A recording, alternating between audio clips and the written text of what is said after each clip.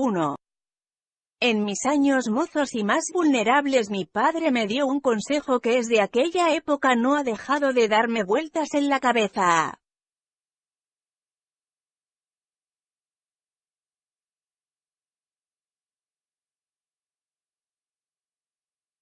Cuando sientas deseos de criticar a alguien, fueron sus palabras, recuerda que no todo el mundo ha tenido las mismas oportunidades que tú tuviste.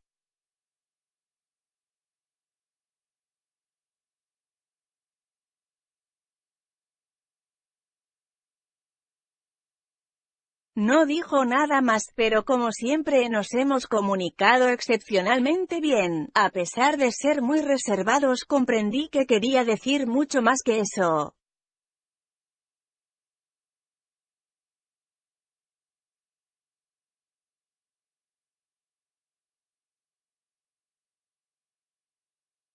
En consecuencia, soy una persona dada a reservarme todo juicio, hábito que me ha facilitado el conocimiento de gran número de personas singulares, pero que también me ha hecho víctima de más de un latoso inveterado.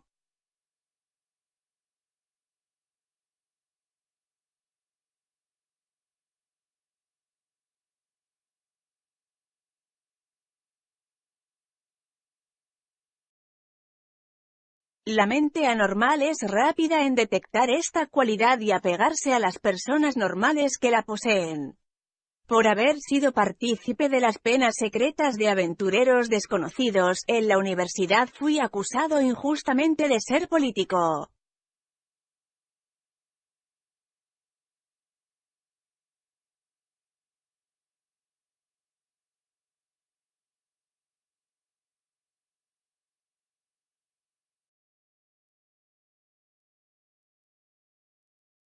No busqué la mayor parte de estas confidencias, a menudo fingía tener sueño o estar preocupado, o cuando gracias a algún signo inconfundible me daba cuenta de que se avacinaba por el horizonte la revelación de alguna confidencia, mostraba una indiferencia hostil.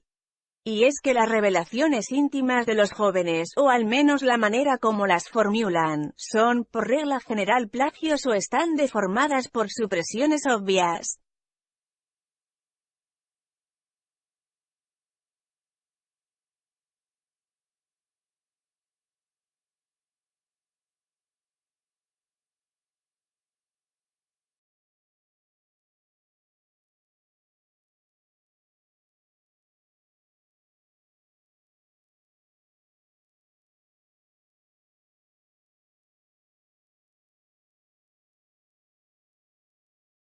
Reservarse el juicio es asunto de esperanza y límite. Todavía hoy temo un poco perderme de algo si olvido que, como lo insinuó mi padre en forma por demás pretencioso, y yo de la misma manera lo repito, el sentido fundamental de la buena educación es inequitativamente repartido al nacer.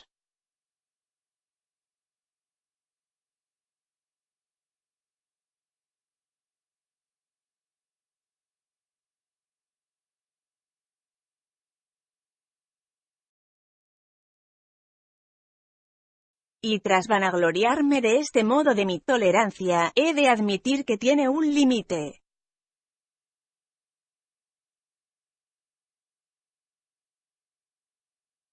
La conducta puede estar cimentada en la dura piedra o en el pantano húmedo, pero pasado cierto punto me tiene sin cuidado en qué se funde.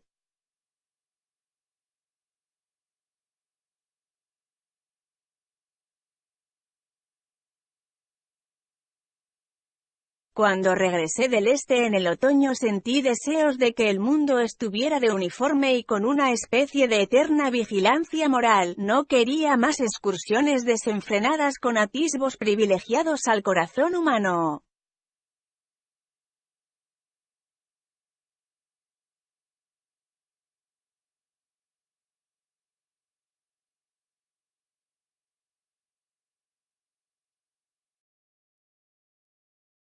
Solo Gatsby, el hombre que presta su nombre a este libro, Gatsby, el hombre que representaba cuanto he desdeñado desde siempre, estuvo eximido de mi reacción.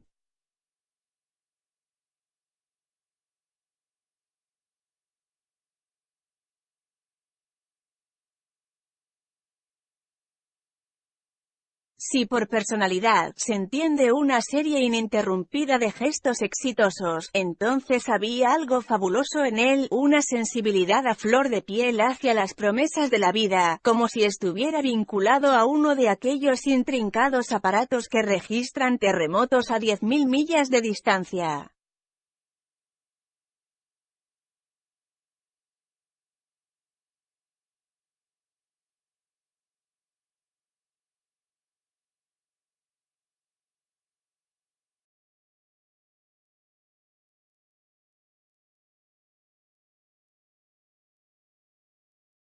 Esta sensibilidad nada tiene que ver con la amorfa capacidad de impresionarse que adquiere categoría bajo el nombre de temperamento creativo. Era, más bien, una extraordinaria disponibilidad para la esperanza, una presteza para el romance que jamás he encontrado en nadie y que probablemente no vuelva a hallar jamás. No.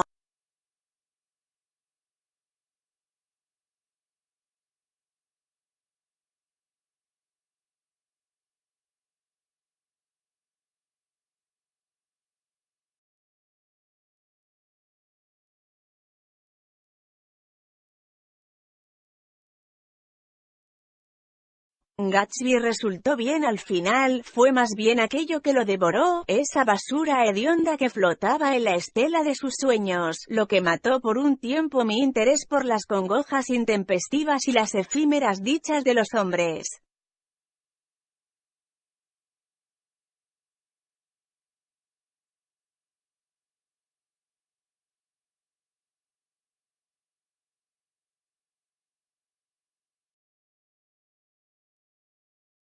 Desde hace 3 generaciones mi familia ha sido gente de bien, prominente en esta ciudad del Oeste Medio.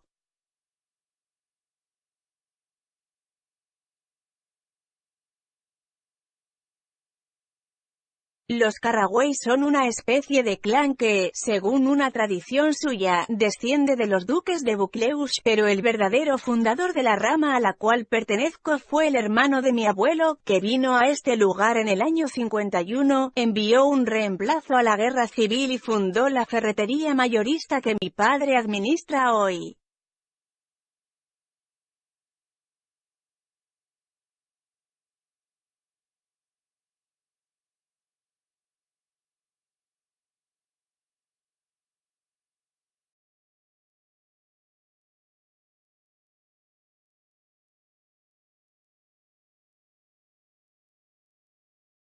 Jamás conocí a este tío abuelo, pero se supone que me parezco a él en especial tal como se ve en un retrato bastante duro, que cuelga en la oficina de mi padre.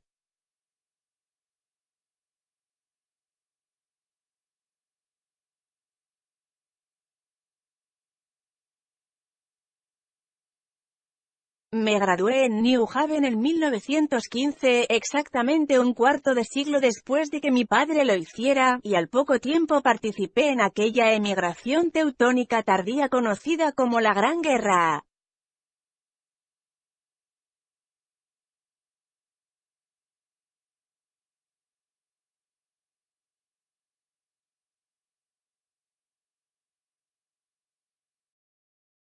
Disfruté tanto en el contraataque que cuando regresé me sentía aburrido.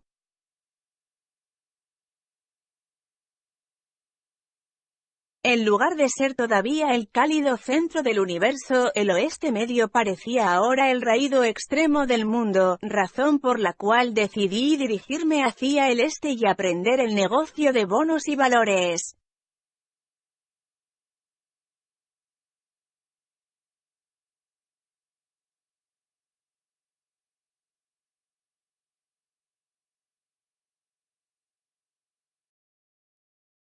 Todos mis conocidos estaban en este campo y me parecía que podía brindarle el sustento a un soltero más.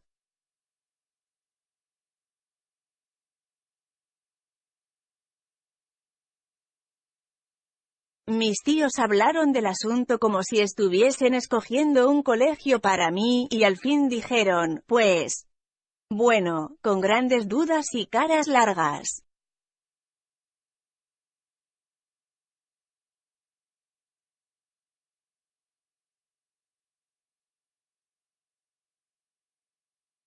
Mi padre aceptó subvencionarme un ano, y luego de postergarlo varias veces, me vine para el este definitivamente, o al menos así lo creía, en la primavera del año 22.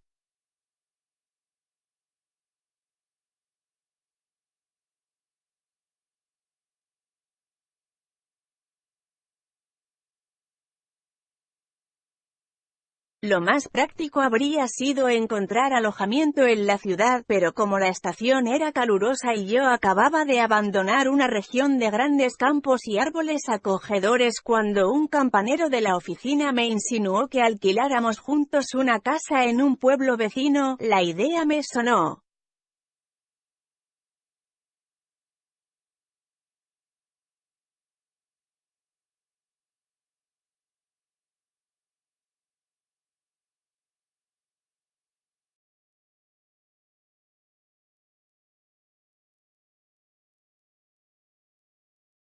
Él la encontró, una casa de campo prefabricada, con paredes de cartón, golpeada por los elementos por $80 mensuales, pero a último minuto la empresa lo envió a Washington, y yo me marché al campo solo.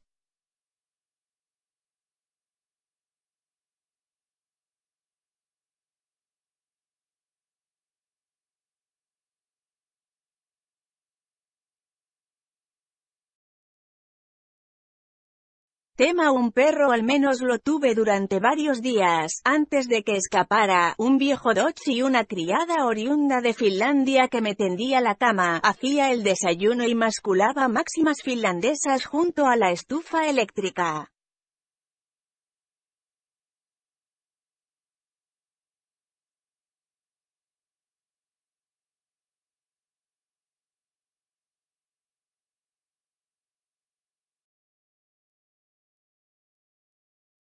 Durante un día o dos me sentí solo, hasta que un buen día un hombre más recién llegado que yo me detuvo en la carretera.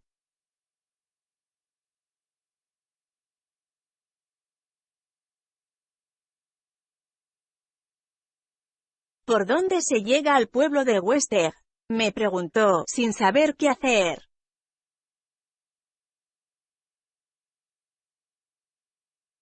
Se lo indiqué. Y cuando seguí mi camino ya no me sentía solo. Era un gula, un vaquiano, un colono original. Sin quererlo, él me había otorgado el derecho a considerarme un vecino del lugar.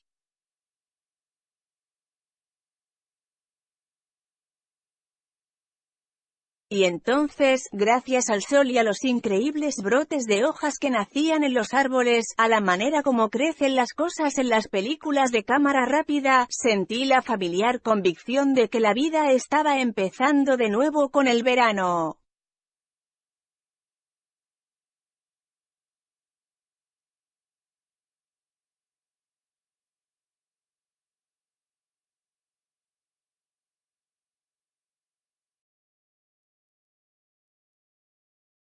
Tenía mucho para leer, por una parte, y mucha salud que arrebatarle al joven y alentador aire.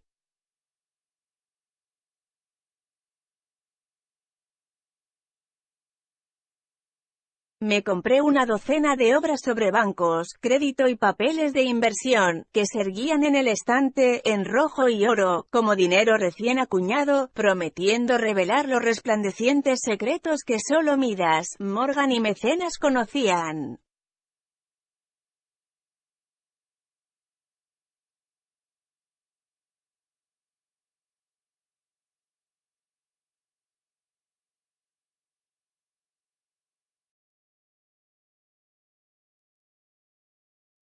Tenía, además, las mejores intenciones de leer muchos otros libros.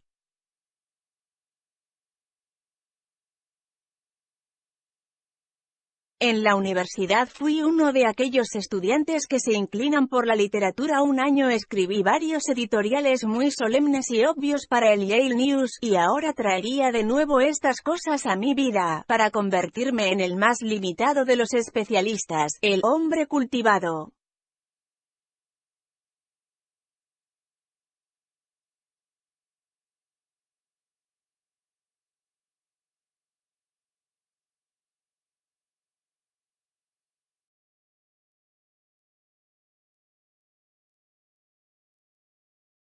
Esto no es solo un epigrama, al fin y al cabo, la vida se puede contemplar mucho mejor desde una sola ventana.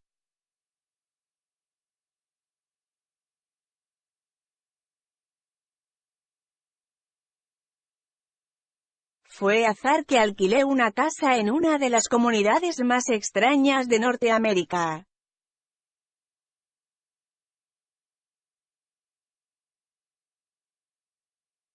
Estaba situada en aquella isla bulliciosa y delgada que se extiende por todo el este de Nueva York, y en la que hay, entre otras curiosidades naturales, dos formaciones de tierra insólitas.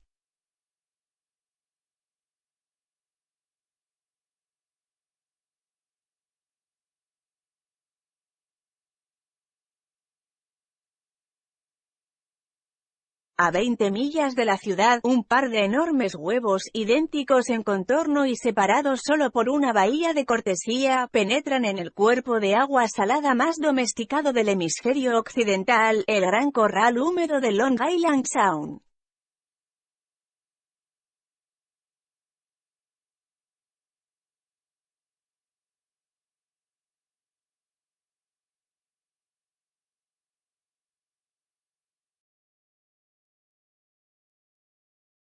No son óvalos perfectos, al igual que el huevo de la historia de Colón, ambos son aplastados en el punto por donde hacen contacto, y su parecido físico tiene que ser fuente de perpetua confusión para las gaviotas que los sobrevuelan.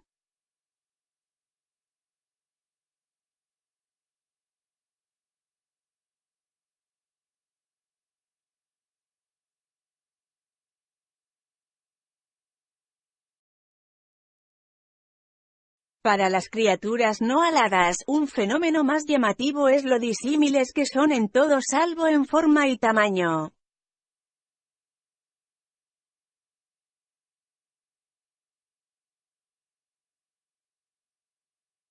Yo vivía en Wester, el lugar menos de moda de los dos, aunque este es un rótulo demasiado superficial para explicar el extraño y no poco siniestro contraste que hay entre ellos.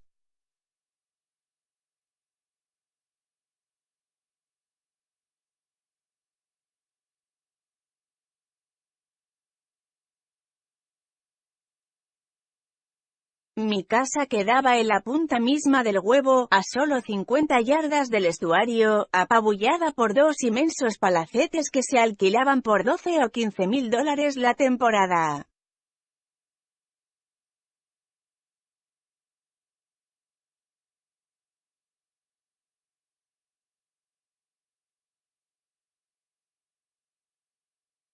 El de mi derecha era, visto desde cualquier ángulo, un enorme caserón, imitación perfecta de un hotel de ville de algún pueblo normando, con una torre a un lado, tan nueva que relucía bajo una delgada barba de hiedra silvestre, una piscina de mármol y 40 cuadras de jardines y prados.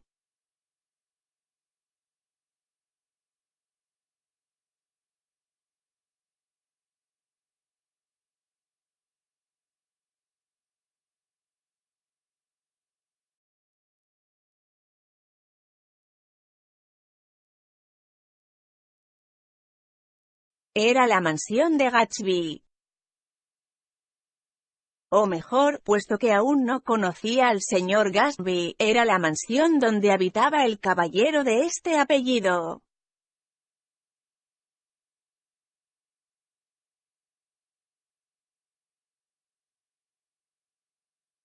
Mi casa era una vergüenza a la vista, pero una vergüenza pequeña, y por eso no le habían hecho caso, y así, tenía yo vista al agua, vista parcial a los prados de mi vecino y la consoladora proximidad de los millonarios, todo por $80 mensuales.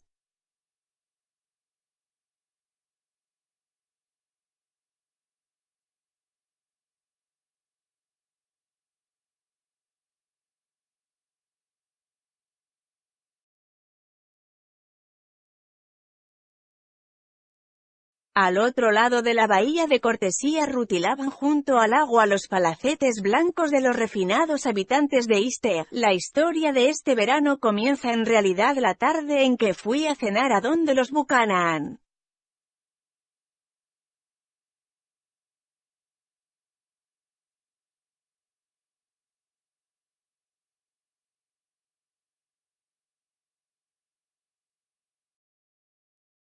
Daisy era prima segunda mía, y a Tom lo conocí en la universidad.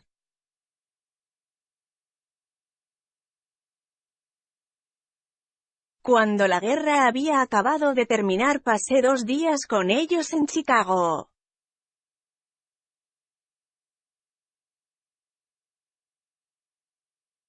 Entre otras hazañas físicas, su esposo había llegado a ser uno de los más poderosos punteros que hayan jugado alguna vez al fútbol americano en New Haven, figura de renombre nacional, de cierta manera.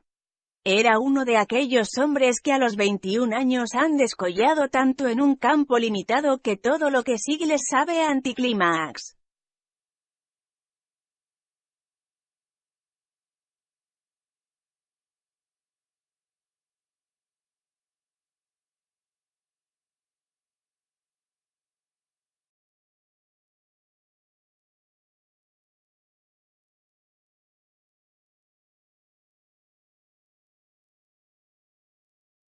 Su familia era en extremo acaudalada cuando estaba todavía en la universidad. Se le reprochaba su libertad con el dinero, pero él ya se había mudado de Chicago, y había llegado al este en un estilo que cortaba el aliento. Por ejemplo, se trajo desde Lake Forest toda una cuadra de caballos de polo.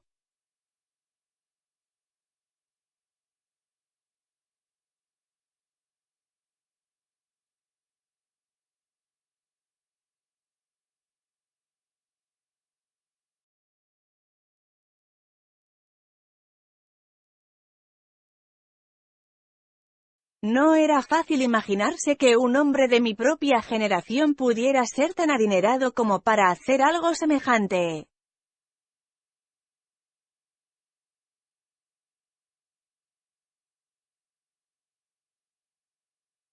No sé por qué vinieron al este. Hablan pasado un año en Francia sin ninguna razón particular y luego anduvieron inquietos de un lugar a otro, donde quiera que hubiera jugadores de polo y gente con quien disfrutar de su dinero.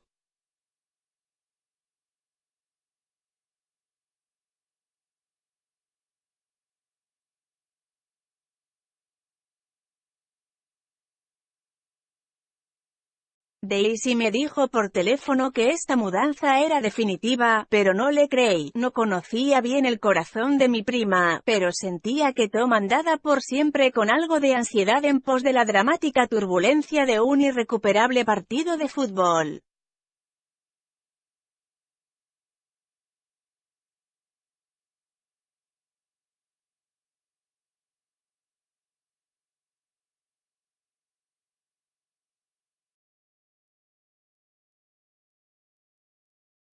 Fue así como me encontré una cálida y venteada noche viajando hacia East, con el propósito de visitar a 2 viejos amigos a quienes apenas conocía.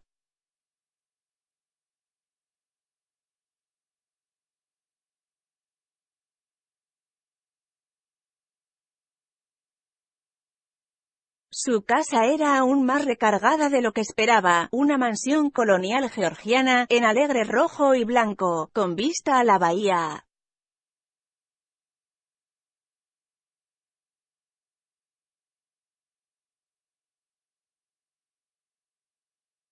La grama comenzaba en la playa y a lo largo de una distancia de un cuarto de milla subía hacia la puerta del frente, sorteando relojes solares, muros de ladrillo y flamantes jardines, para acabar, al llegar a la casa, trepando a los lados en enredaderas brillantes, que parcelan producidas por el impulso de su carrera.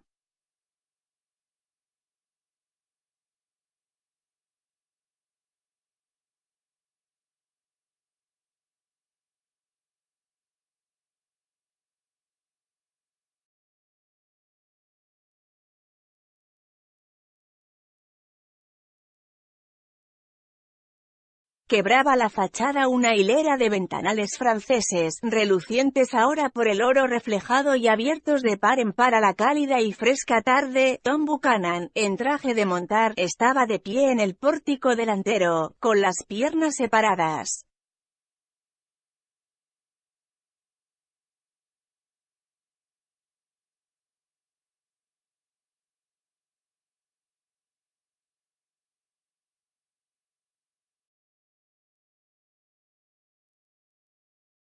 Habla cambiado desde los días de New Haven. Era ahora un hombre en sus 30, robusto y de cabellos pajizos, boca más bien dura y porte altivo.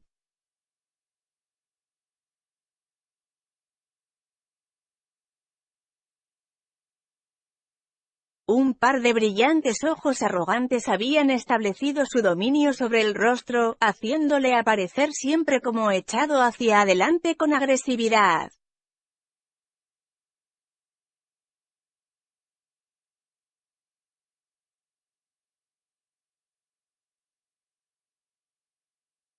Ni siquiera el afeminado y ostentoso traje de montar podía esconder el enorme poder de aquel cuerpo, llenaba las lustrosas botas de modo que los cordones más altos parecían a punto de reventar, y se podía ver la enorme masa muscular moverse cuando el hombro cambiaba de posición bajo su chaqueta delgada.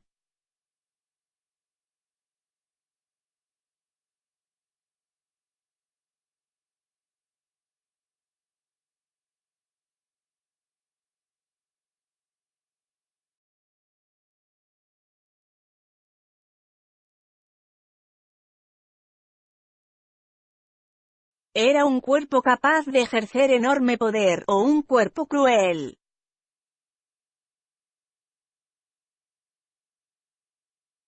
La voz con que hablaba, de tenor hosco y bronco, parecía aumentar la impresión de displicencia que comunicaba.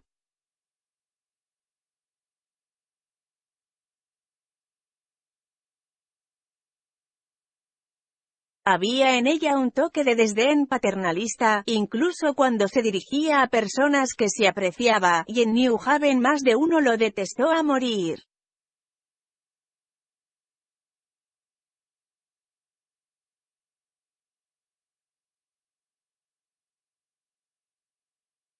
Mira, no creas que yo en esto tengo la última palabra, parecía decir, solo porque soy más fuerte y más hombre que tú.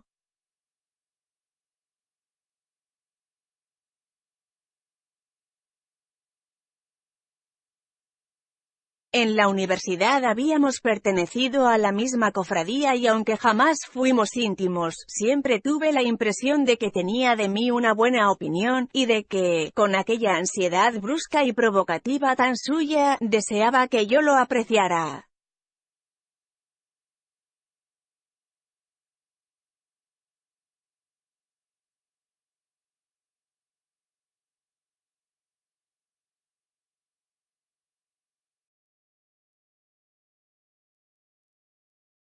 Conversamos unos minutos en el pórtico soleado. Esto aquí es bonito, dijo, dando un vistazo inquieto en derredor.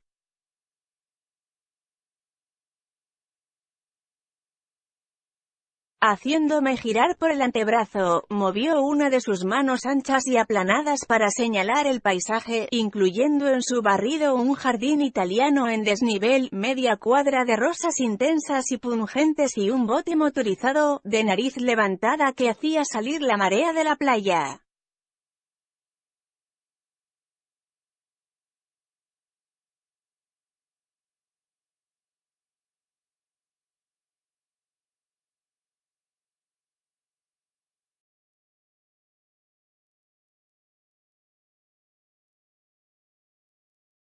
Perteneció a Demen, el petrolero. De nuevo me volvió a hacer girar, a un tiempo cortés y abruptamente.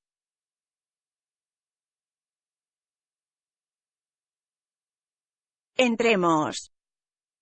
Pasando por un corredor de techo alto llegamos a un alegre espacio de colores vivos, apenas integrado a la casa por ventanales franceses al lado y lado.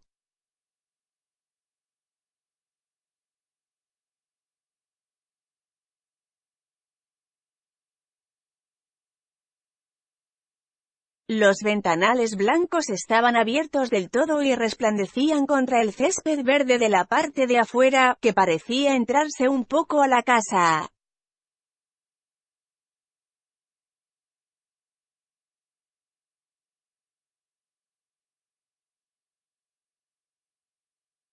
La brisa soplaba a través del cuarto, haciendo elevarse hacia adentro la cortina de un lado y hacia afuera la del otro, como pálidas banderas, enroscándolas y lanzándolas hacia la escarchada cubierta de bizcocho de novia que era el techo, para después hacer rizos sobre el tapiz vino tinto, formando una sombra sobre él, como el viento al soplar sobre el mar.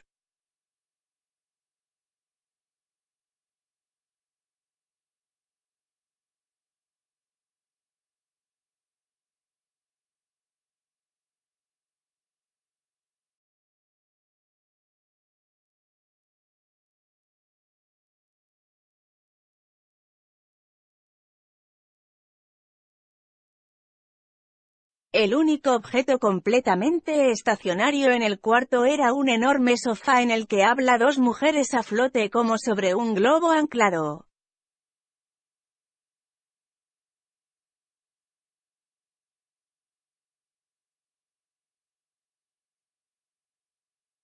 Ambas vestían de blanco y sus trajes revoloteaban ondulados como si hubieran acabado de regresar por el aire tras un corto vuelo por los alrededores de la casa.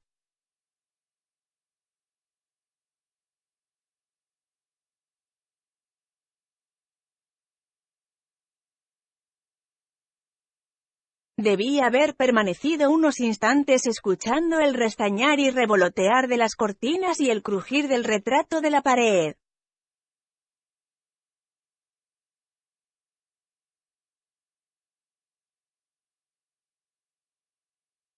Se sintió una explosión al Tom cerrar el ventanal de atrás, y entonces el viento atrapado murió en el cuarto, y las cortinas y los tapetes y las dos mujeres descendieron cual globos con lentitud hasta el piso.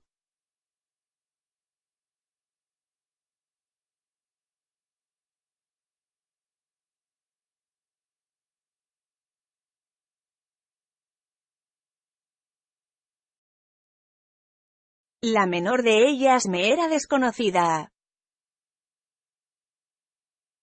Estaba extendida cual larga era en su extremo del sofá totalmente inmóvil, con su pequeño mentón ligeramente levantado, como si estuviera equilibrando en él algo que fácilmente podía caer.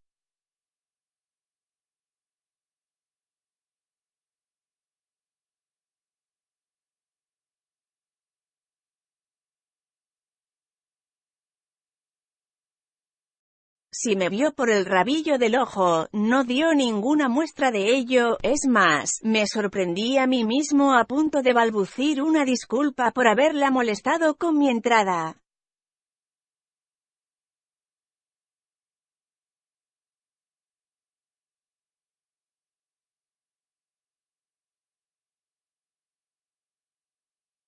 La otra joven, Daisy, hizo el intento de levantarse, se inclinó un poco hacia adelante, con expresión consciente, emitió entonces una risita absurda y encantadora. Yo también reí y entré a la habitación.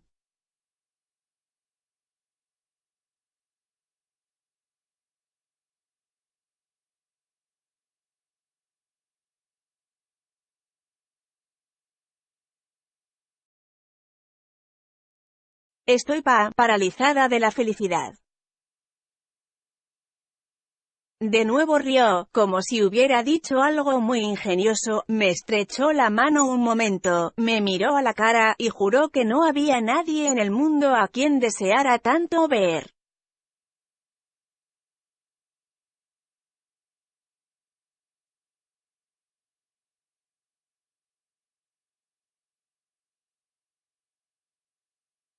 Era un truquito muy suyo. En un susurro me hizo saber que el apellido de la joven equilibrista era Baker.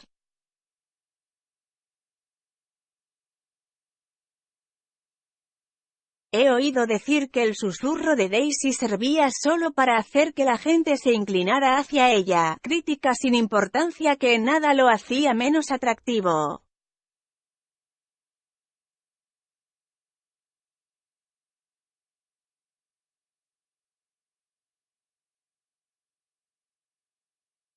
De todos modos, los labios de la señorita Baker se movieron un poco, me hizo un gesto casi imperceptible con la cabeza y acto seguido volvió a echaría hacia atrás. Era obvio que el objeto que sostenía en equilibrio se había tambaleado, produciéndole un pequeño susto.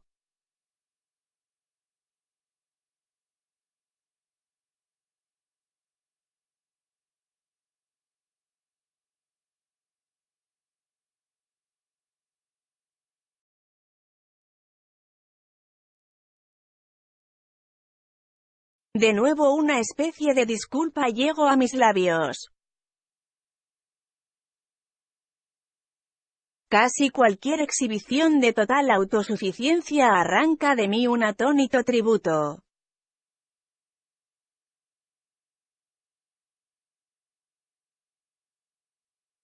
Volví a mirar a mi prima, que comenzó a formularme preguntas en su voz queda y excitante.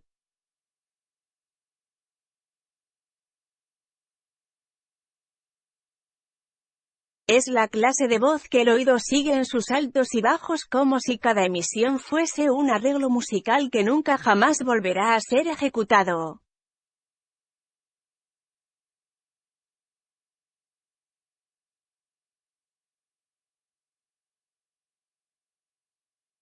Su rostro era triste, bello y brillante, el brillo en los ojos y la brillante y apasionada boca, pero era tan sensual su voz que los hombres que la amaban encontraban difícil olvidarla. Un cantarín a premio, un «escúchame» susurrado, la promesa de que acababa de hacer cosas ricas y emocionantes, de que se avecinaban cosas excitantes a la hora siguiente.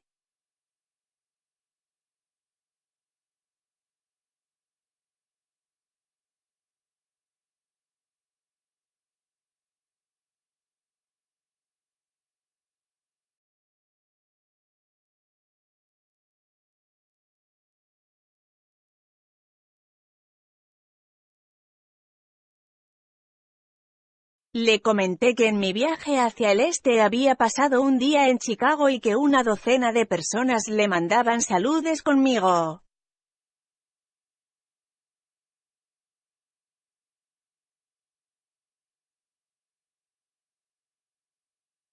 ¿Me extrañan?, exclamó en éxtasis. La ciudad entera está desolada. Todos los autos pintaron de negro la llanta izquierda trasera como corona fúnebre, y a lo largo de la costa norte se escucha, la noche entera, un permanente gemido.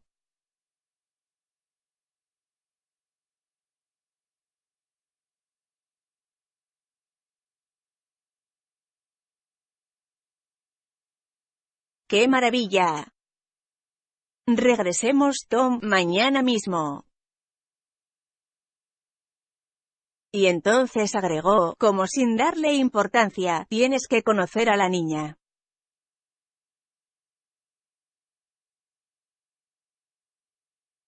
Me gustaría mucho. Está dormida. Tiene 3 saltos. ¿No la has visto nunca? Jamás. Entonces, tienes que conocerla. Es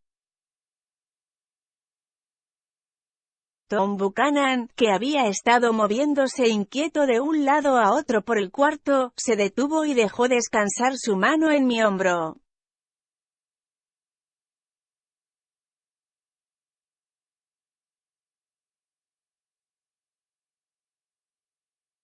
¿En qué andas, Nick? Esclavo de los bonos. ¿Con quién? Le conté con quién es. No los he oído mentar, comentó con tono seguro. Eso me molestó. Ya oirás de ellos, contesté cortante. Si te quedas en el este oirás. Pues claro, que me quedaré aquí, créeme, dijo, dirigiéndole una mirada a Daisy y de nuevo una a mí, como si estuviera pendiente de algo más.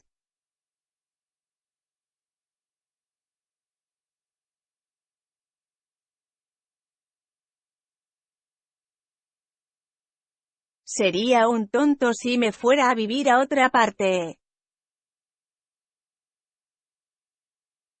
En aquel instante la señorita Baker dijo, seguro, de modo tan abrupto que me hizo sobresaltar. Era lo primero que decía desde que yo entrara al cuarto.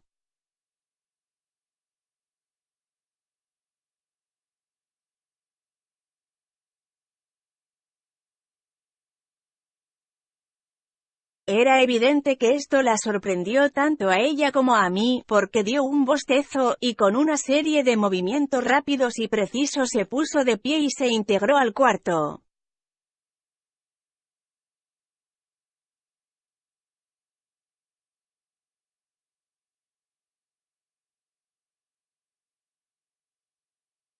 Estoy tiesa, se lamentó, llevo recostada en este sofá desde que tengo memoria.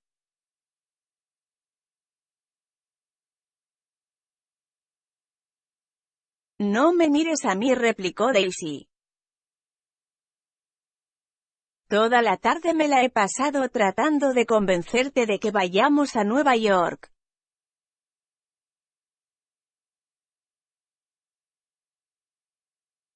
No, muchas gracias, le dijo la señorita Baker a los 4 cócteles que acababan de traer desde la despensa. Seguro, estoy en pleno entrenamiento.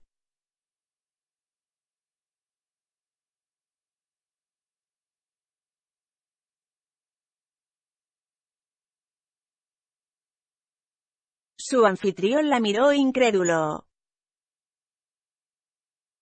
¿Qué va? Se bebió el trago como si no fuera más que una gota en el fondo del vaso.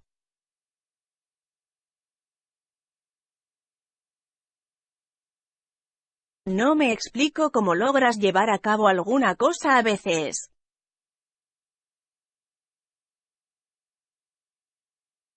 Miré a la señorita Baker para darme cuenta de qué es lo que lograba llevar a cabo.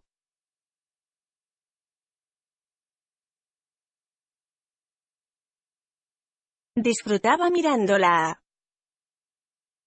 Era una chica esbelta, de senos pequeños y porte erguido acentuado por su modo de echar el cuerpo hacia atrás en los hombros como un cadete joven.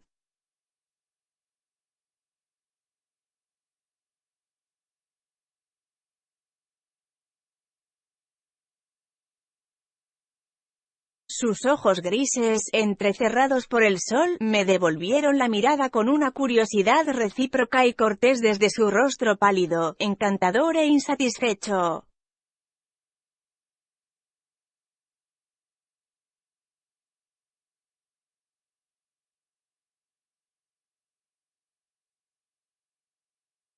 Pensé que en el pasado la había visto a ella o una fotografía suya en alguna parte.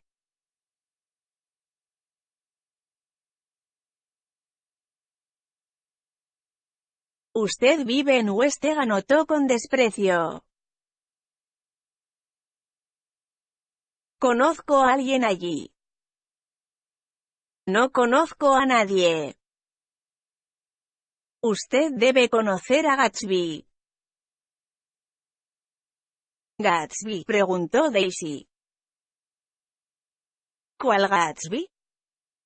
Antes de que pudiera replicar que era mi vecino, anunciaron la comida, metiendo su tenso brazo en forma imperiosa bajo el mío. Tom Buchanan me sacó de la habitación como quien mueve una ficha de damas a otro cuadro.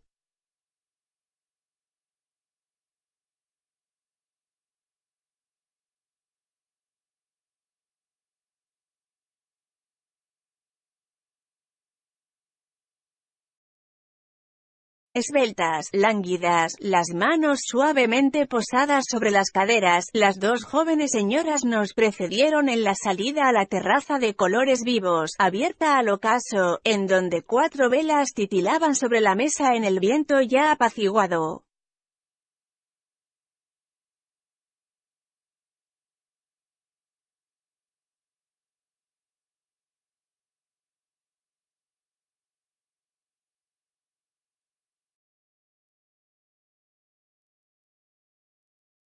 ¿Y velas por qué?, objetó Daisy, frunciendo. el ceño y procediendo a apagarlas con los dedos. En 2 semanas caerá el día más largo del año, nos miró radiante.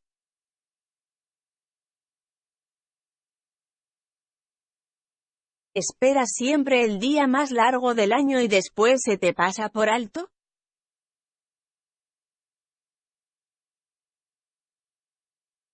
Yo siempre espero el día más largo del año y después se me pasa por alto.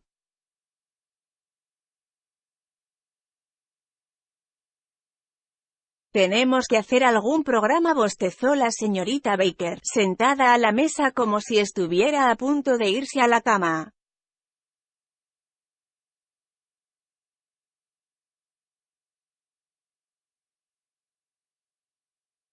Está bien, dijo Daisy. ¿Qué podemos hacer? Se volvió hacia mí, compungido. ¿Qué hace la gente? Antes de que pudiera contestarle, fijó sus ojos con expresión doliente en su dedo meñique.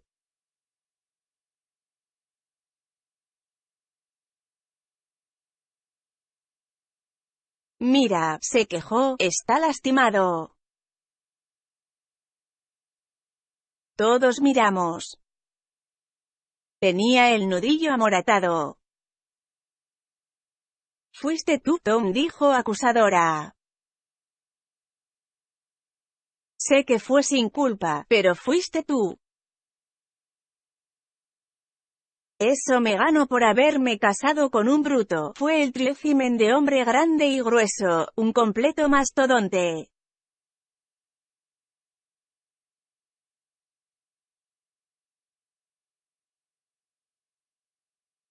Detesto la palabra mastodonte, objetó Tom, malhumorado. Hasta en broma me molesta.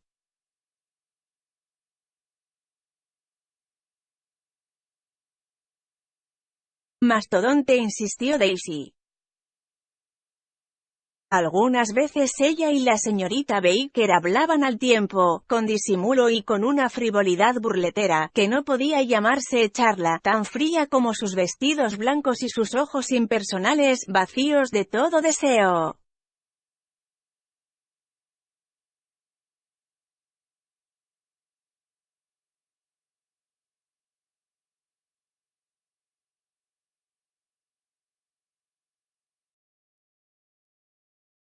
Se encontraban en este lugar y nos aceptaban a Tom y a mí, hacían solo un cortés y afable esfuerzo por entretener o ser entretenidas.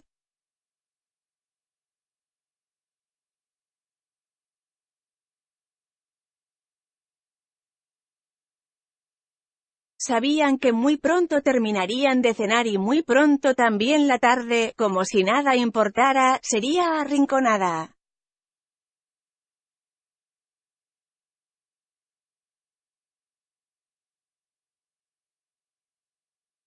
En esto el oeste era radicalmente diferente, pues allí una velada se precipitaba de etapa en etapa hasta llegar a su fin, defraudadas siempre las expectativas, o a veces en total pavor del momento mismo.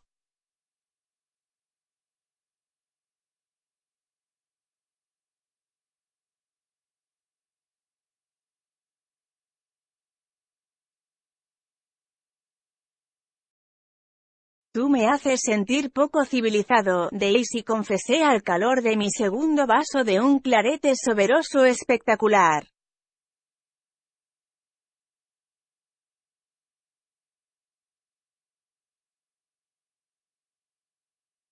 ¿No puedes hablar de las cosechas o algo por el estilo?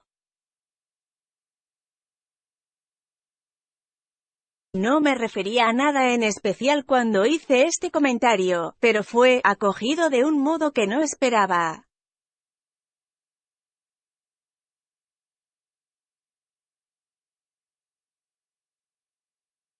La civilización se está derrumbando, estalló Tom con violencia. Me he vuelto un terrible pesimista en la vida. ¿Has leído El auge de los imperios de color, escrito por ese tipo Godard?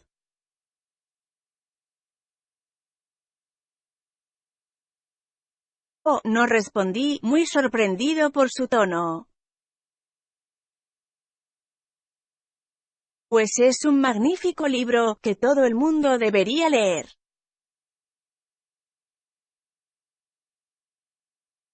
La tesis es que si nos descuidamos, la raza blanca va a quedar aplastada sin remedio.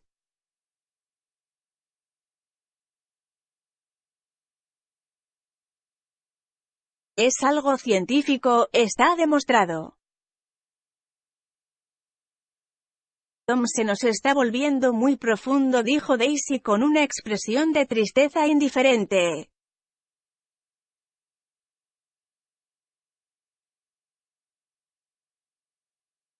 Lee libros plagados de palabras largas. ¿Qué palabra fue aquella qué? Pues ¿cómo te parece que esos libros son científicos?, insistió Tom, mirándola con impaciencia.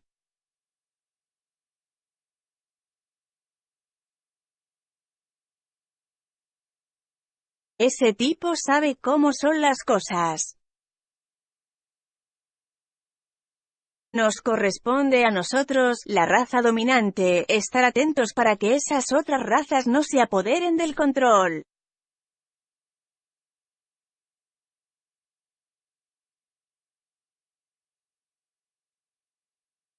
Es necesario aplastarlas, murmuró Daisy, parpadeando con ferocidad hacia el ferviente sol.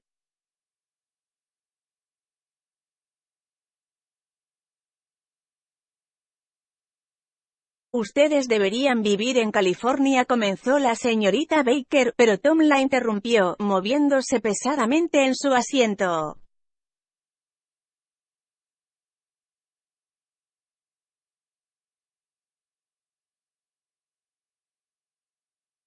La idea es que nosotros somos nórdicos. Yo lo soy y tú lo eres, y tú también y...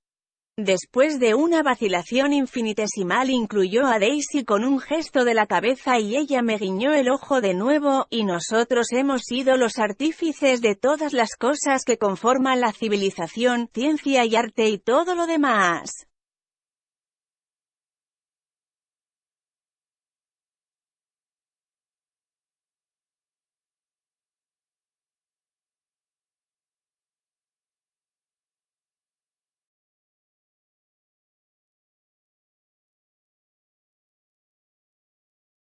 ¿Ves?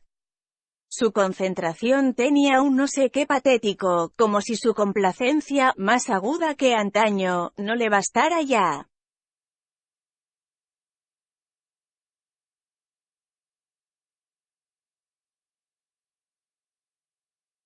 Cuando, casi enseguida, el teléfono repicó adentro y el mayordomo se retiró del balcón, Daisy aprovechó la interrupción momentánea para inclinarse hacia mí.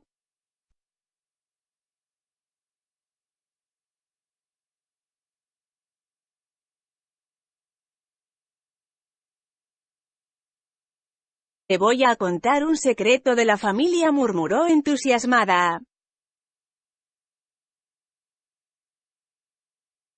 Se trata de la nariz del mayordomo. ¿Quieres saber de la nariz del mayordomo? Para eso vine hoy. Pues bien, él no fue siempre un simple mayordomo, solía ser el brillador de un agente de Nueva York que tenía un servicio de plata para 200 personas.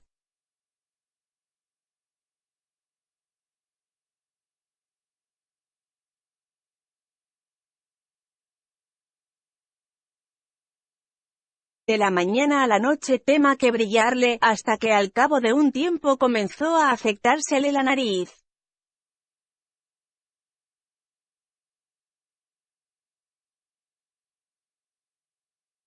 Las cosas fueron de mal en peor, insinuó la señorita Baker.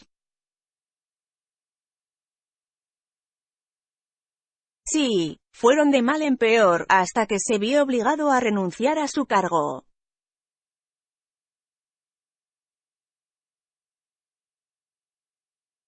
Por un momento el último rayo de sol cayó con romántico afecto sobre su rostro radiante, su voz me obligó a inclinarme hacia adelante, sin aliento mientras la oía, entonces se fue el brillo, y cada uno de los rayos abandonó su rostro con reticente pesar, como dejan los niños una calle animada al llegar la oscuridad.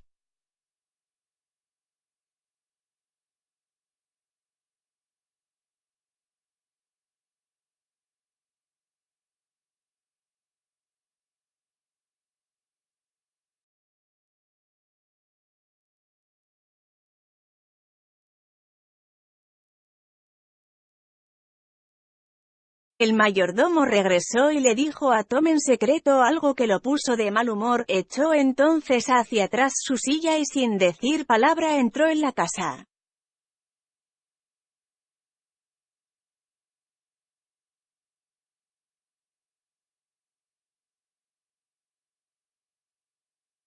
Como si la ausencia de su marido hubiera encendido algo en ella, Daisy se inclinó hacia adelante de nuevo, su voz ardiente y melodioso.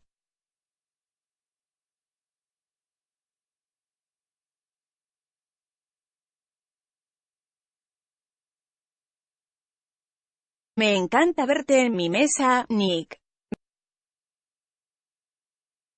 Me recuerdas una rosa, toda una rosa.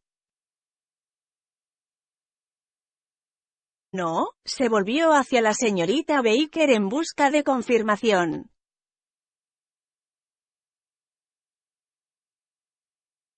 Toda una rosa. Esto no era cierto. No me parezco ni un poco a una rosa. Lo que hacía era improvisar, pero manaba de ella una calidez excitante, como si su corazón estuviera tratando de llegar a donde uno, escondido tras alguna de aquellas palabras emocionantes, emitidas sin aliento.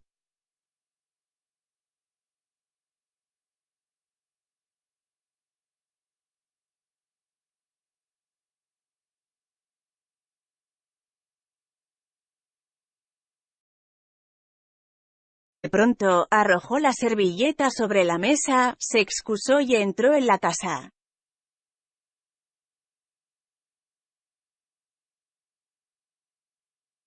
La señorita Baker y yo intercambiamos una rápida enhedirrada, adrede desprovista de significado.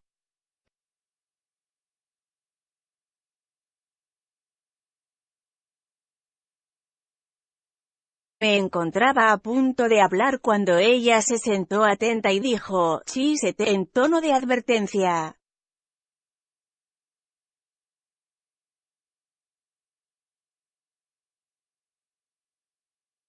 Un murmullo contenido pero cargado de pasión alcanzó a escucharse el cuarto aledaño, y la señorita Baker, sin la menor vergüenza, se inclinó hacia adelante para escuchar mejor.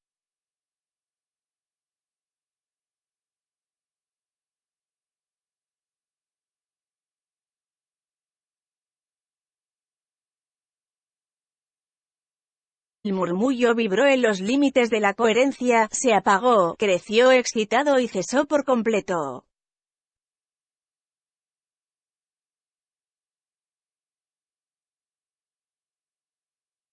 Este señor Gatsby de quien usted me habló es mi vecino, dije.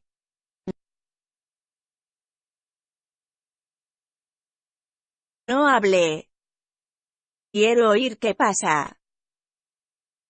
¿Sucede algo? Indagué inocente. Quiere decir que no lo sabe, dijo la señorita Baker, francamente sorprendida.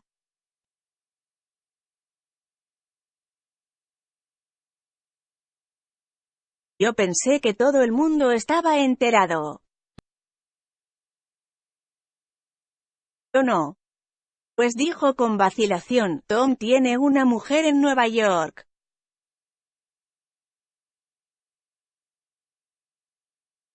¿Tiene una mujer? Repetí impertérrito. La señorita Baker hizo un gesto de afirmación. Debería tener la decencia de no llamarlo a horas de comida. ¿No le parece? Casi antes de que hubiera alcanzado a entender lo que quería decir se oyó el revoloteo de un traje y el crujido de unas botas de cuero, y Tom y Daisy regresaron a la mesa.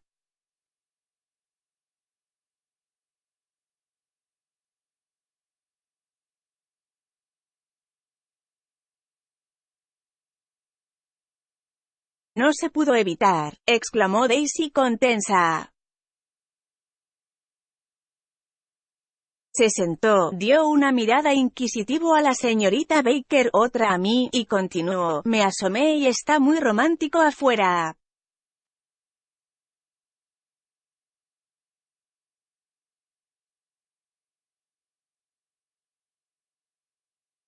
Hay un pájaro en el prado que debe ser un ruiseñor llegado en un barco de la Cunardo de la White Star.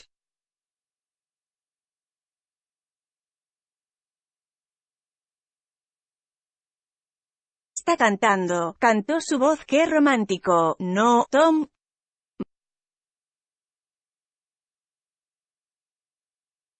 Mucho, observó él, y entonces, angustiado, me dijo a mí, si hay buena luz después de cenar, te llevo a los establos.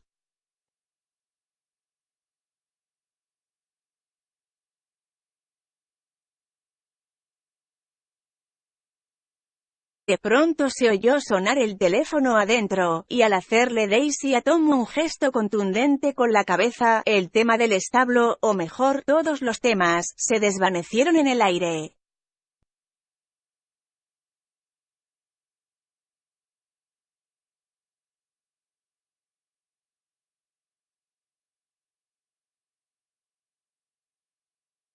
Entre los fragmentos rotos de los últimos 5 minutos pasados en la mesa recuerdo que, sin ton ni son, encendieron de nuevo las velas, y tengo conciencia de que yo deseaba mirar de frente a cada uno de ellos, y al mismo tiempo quería evitar todos los ojos.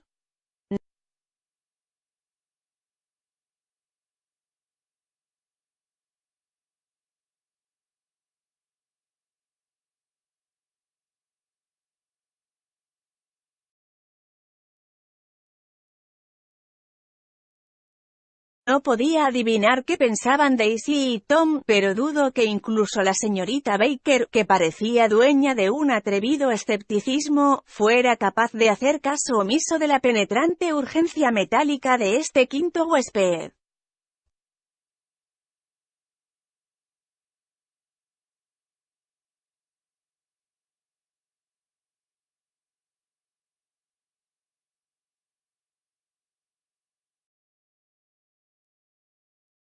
Para ciertos temperamentos la situación podría parecer fascinante. Pero, a mí, el instinto me impulsaba a llamar de inmediato a la policía.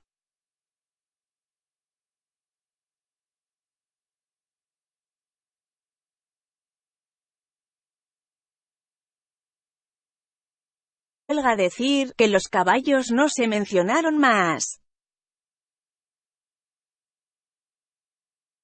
Y la señorita Baker, con varios centímetros de crepúsculo entre ambos, se encaminaron hacia la biblioteca, como si fueran a velar un cuerpo perfectamente tangible, mientras yo, tratando de parecer satisfecho e interesado, y un poco sordo, seguía a Daisy por una serie de corredores que iban a dar al pórtico delantero.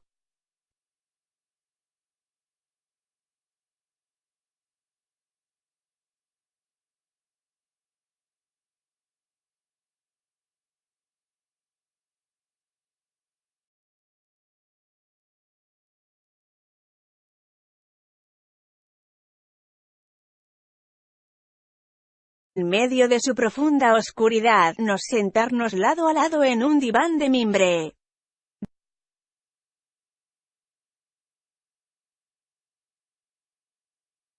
Daisy se rodeó el rostro con las manos como para palpar su hermoso óvalo, y sus ojos se dirigieron poco a poco a la aterciopelada penumbra.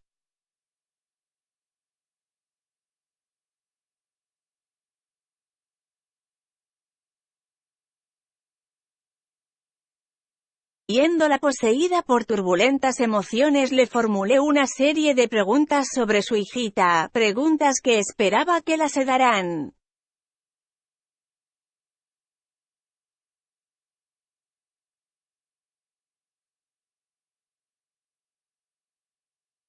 No nos conocemos bien, Nick dijo de repente, aunque seamos primos.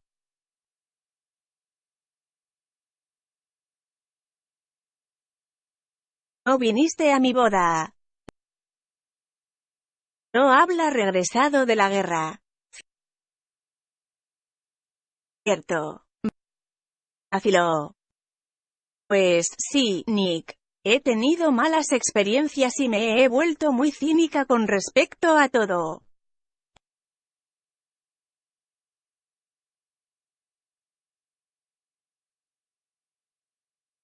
Era obvio que tenía razones para serlo. Esperé, pero no dijo más, y después de un momento volví, débilmente, al tema de la hija.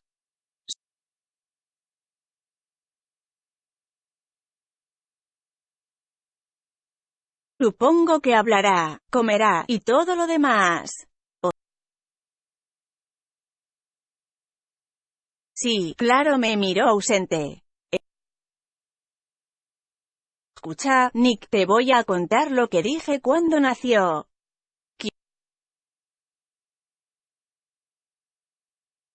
¿Quieres oírlo? Claro. Eso te va a mostrar cómo me he vuelto. Bien, tenía la niña a menos de una hora de nacida y Tom estaba quién sabe dónde.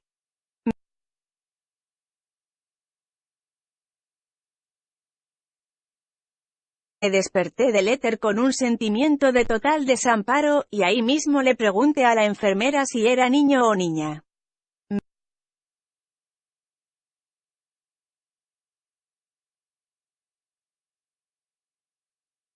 Me dijo que niña, y entonces volteé la cara y lloré.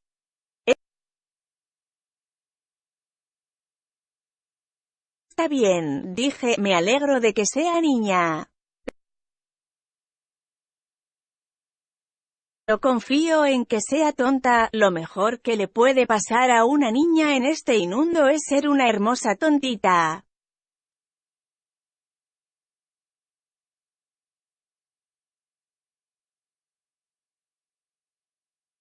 Como puedes ver, pienso que el mundo es horrible, mírese cómo se mire, prosiguió convencida.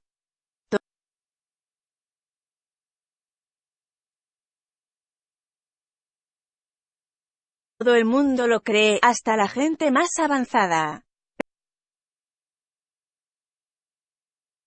Pero yo lo sé. He estado en todas partes, lo he visto todo y lo he hecho todo.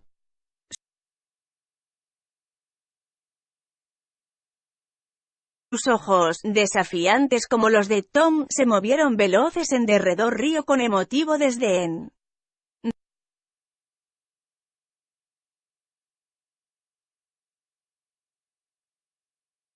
Refinada, oh, Dios, si soy refinada.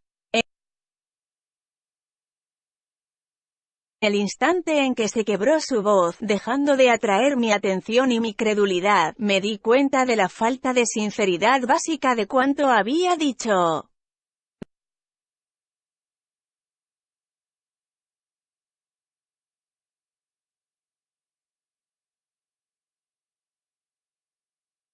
Hizo sentir incómodo, como si toda la velada no hubiera sido sino una especie de truco destinado a suscitar en mí una emoción que le sirviera de apoyo.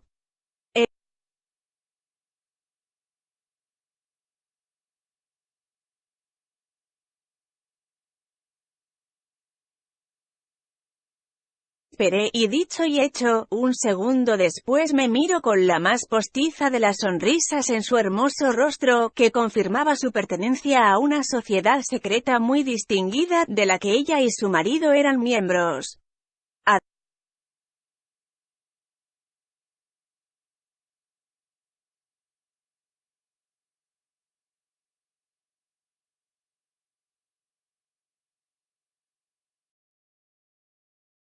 Adentro, el cuarto carmesí resplandecía. y la señorita Baker se encontraban sentados en los extremos del largo sofá, y ella le leía en voz alta un artículo del Saturday Evening Post. Las palabras, susurradas con monótona voz, fluían en sedante melodía.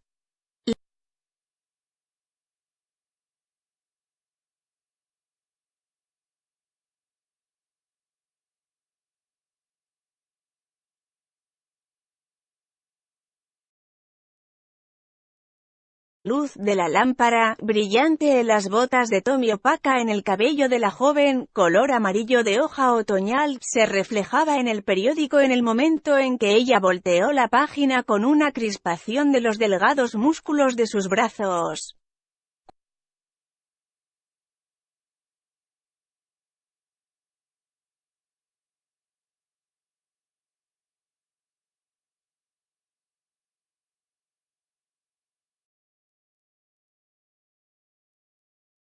Cuando entrar nos alzó la mano para obligarnos a guardar silencio.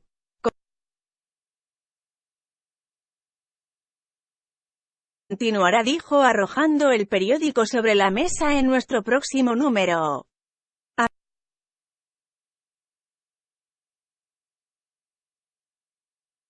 Firmando su cuerpo con un movimiento inquieto de la rodilla, se puso de pie.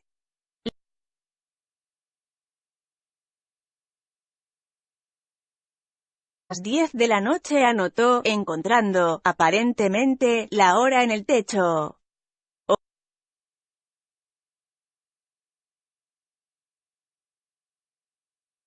En que las niñas buenas se van a la cama. Jordan va a jugar en el torneo mañana, explicó Daisy en Westchester.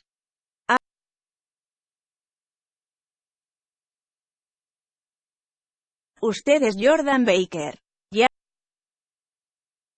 sabía porque su rostro se me había hecho conocido, su agradable expresión de desdén me había mirado desde muchas fotografías de fotograbado de la vida deportiva de Aseville Hot Springs y Palm Beach.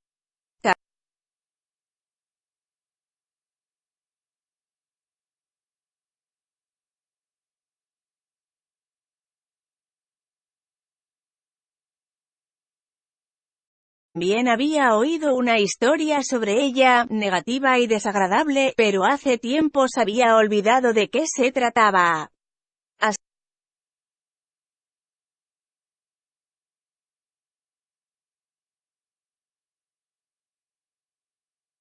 La mañana, dijo con suavidad. Despiértenme a las 8, ¿sí? ¿Te levantas? Sí, desde luego. Buenas noches, señor Carraway. Nos veremos de nuevo.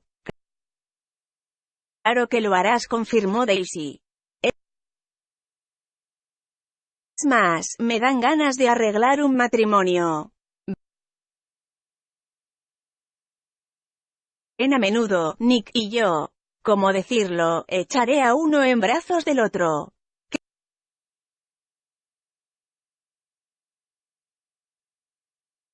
Buena idea, los encerraré por accidente en los armarios de la ropa blanca, los lanzaré en un bote a alta mar, o algo por el estilo.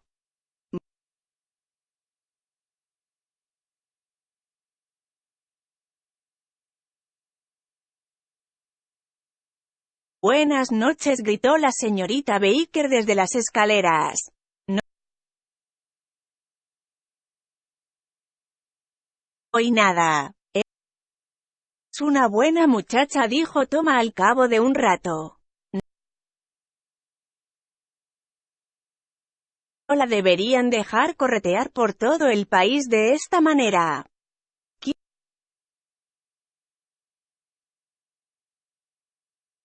¿No debería? Preguntó Daisy con frialdad. Su familia. Toda su familia es una tía que tiene como 100 años de edad.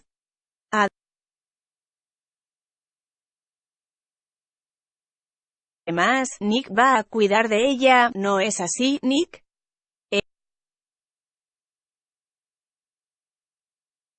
Ya va a pasar muchos fines de semana aquí este verano.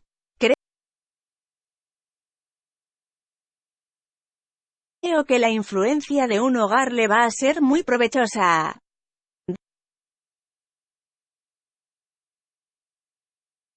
Daisy y Tom se miraron por un instante en silencio. ¿Es de Nueva York? Me apresuré a preguntar. Louisville. Pasamos allí nuestra inocente infancia. Nuestra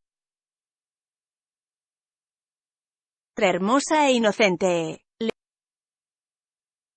abriste tu corazón a Nick en la terraza? Preguntó Tom de repente. Te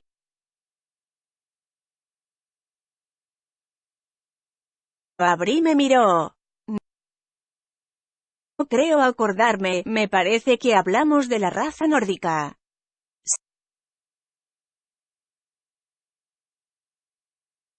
Sí, eso hicimos. No sé cómo se nos metió ese tema, y cuando menos lo pensamos. No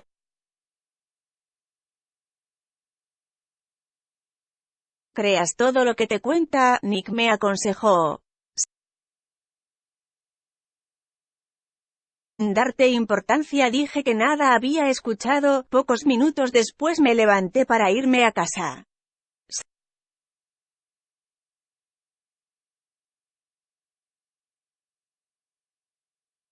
Salieron los dos hasta la puerta conmigo y se pararon, lado a lado, en un alegre cuadrado de luz.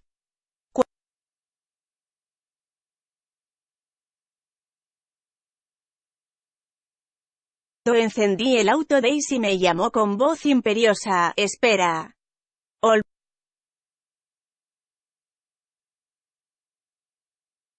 De preguntarte algo importante. Supimos que estabas comprometido con una chica de allá del oeste.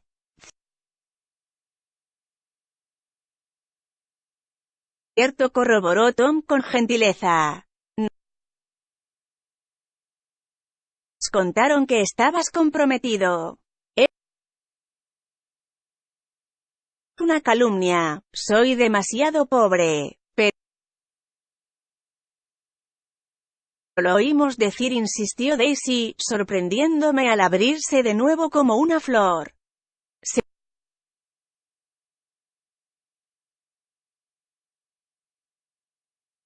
lo oímos a 3 personas, luego debe ser cierto. Yo, por supuesto, sabía a qué se referían, pero no estaba ni remotamente comprometido.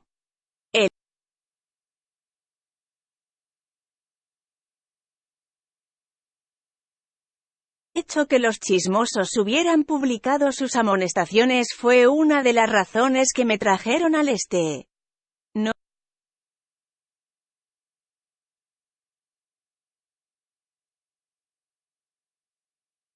es lógico dejar de salir con una vieja amiga por hacerle caso a los rumores, pero por otra parte, no tenía yo intenciones de que a fuerza de chismes me obligaran a casarme.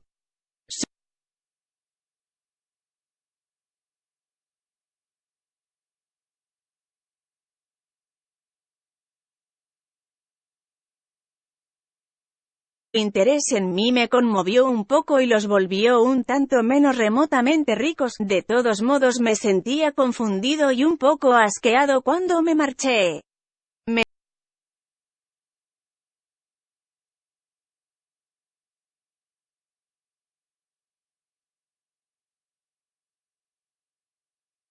parecía que lo que Daisy debía hacer era irse cuanto antes de la casa con la niña, pero todo parecía indicar que no se le había pasado por la cabeza hacerlo. En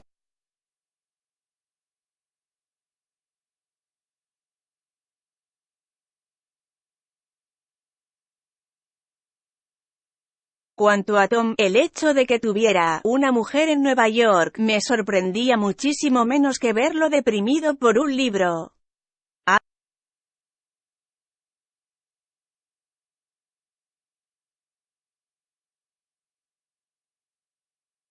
o lo impulsaba a mordisquear los bordes de unas ideas rancias como si su robusto egoísmo físico no bastara para alimentar aquel imperioso corazón.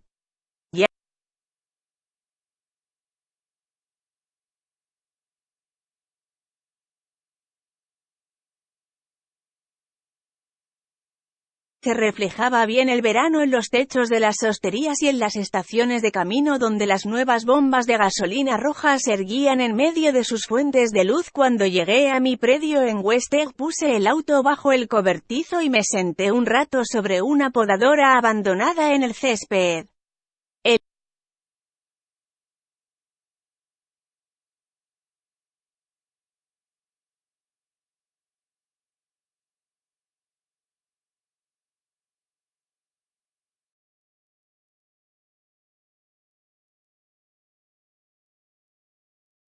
viento se había ido, dejando una noche ruidosa y brillante, con alas que batían en los árboles y el persistente sonido de un órgano a medida que los fuelles abiertos de la tierra les insuflaban vida a los sapos.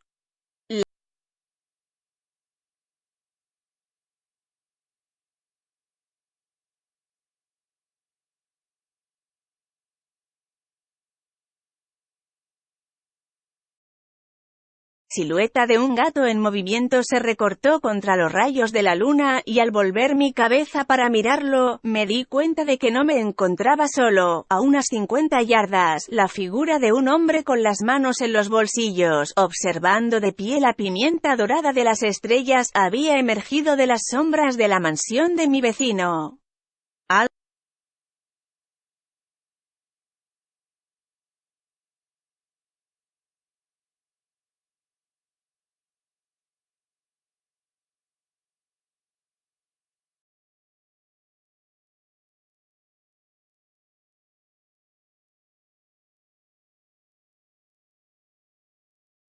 En sus pausados movimientos y en la posición segura de sus pies sobre el césped me indicó que era Gatsby en persona, que había salido para decidir cuál parte de nuestro firmamento local le pertenecía.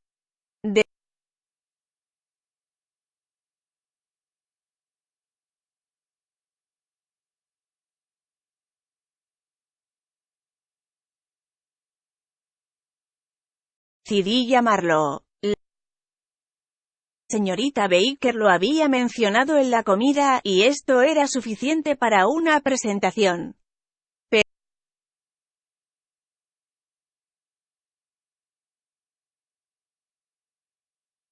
No lo hice ya que mostró un repentino indicio de que se sentía contento en su soledad, estiró los brazos hacia las aguas oscuras de un modo curioso y, aunque yo estaba lejos de él, pude haber jurado que temblaba.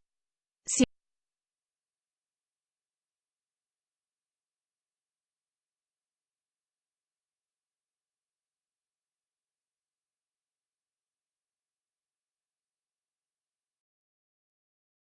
Pensarlo, miré hacia el mar, y nada distinguí salvo una sola luz verde, diminuta y lejana, que parecía ser el extremo de un muelle.